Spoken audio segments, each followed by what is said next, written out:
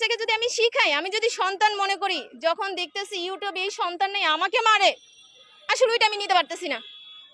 কারণ আমার সন্তান যদি আমার আগে আঘাত করে, আমি তো ওদের মা বলছিলাম, মাকে সন্তান আঘাত করতেছে, বাবাকে সন্তান আঘাত করতেছে। তাই আপনাদের পক্ষ থেকে আমার একটা অনুরোধ থাকবো, জোর থাকবো যে ছাত্রদের প্রতি, বাবা তোমাদের অনেক কষ্ট থাকতে পারে, অনেক টিচার আমরা মারি, অনেক টিচার আমরা বকি, যদি একটু ঠান্ডা মাথায় চিন্তা করো, দেখবা পরিশেষে তোমাদের ভালোর জন্য করি।